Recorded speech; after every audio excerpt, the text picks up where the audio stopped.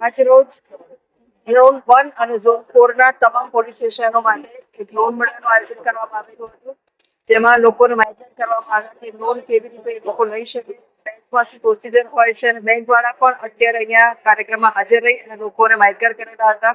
Loan લેવા માટેની procedure સમજાવેલી હતી, કયા ડોક્યુમેન્ટ જોઈએ, કોઈ ડોક્યુમેન્ટ ન હોય તેની અવેજમાં શું રજૂ કરીએ ત્યારે લોન સરળતાથી મળી શકે એની માટેનું આયોજન હતું.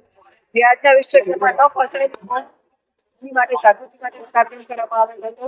સાથોસાથ પોલીસ સ્ટેશનમાં ઝોન 1 અને ઝોન 4 ના જે 14 પોલીસ સ્ટેશન છે, તમામ પોલીસ સ્ટેશનોમાં હીરા અર્પણ કાર્યક્રમનું પણ આયોજન કરેલું હતું, જે આ કાર્યક્રમની સાથે સંલગ્ન જ હતું.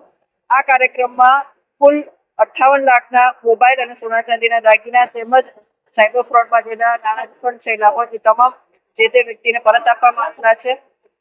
તમામ પોલીસ સ્ટેશનનો સ્ટાફ આ તમામ જે વસ્તુઓ ગયેલી હતી એને પરત લાવવા માટે ઇન્વેસ્ટિગેશન કરી ખૂબ મહેનત કરી અને આ વસ્તુઓ પરત લાવેલા છે. જેના મોબાઈલ ચોરાઈ ગયા, જેના મોબાઈલ ખોવાઈ ગયા હોય, એરપોર્ટ ચોરીમાં સોના ચાંદીના દાગીના, ચેન સ્નેચિંગમાં સોનાની ચેન ગઈ હોય અથવા તો સાયબર ફ્રોડ થઈ ગયો અને એમાં પછી તપાસ કરીને નાણાં ફ્રીઝ કરીને પાછા એના એકાઉન્ટમાં કરાયા હોય, આ તમામ મહેનત આ પોલીસ સ્ટેશનના અધિકારી કર્મચારીઓ કરેલી હતી. અને એ વસ્તુ જ્યારે આ લોકોને આજે પરત કરવામાં આવેલી છે કાર્યક્રમમાં અને જે તે એના જે અરજદાર હતા, જે ભોગ બનનાર હતા, એને આજે આ વસ્તુ પરત કરેલી છે.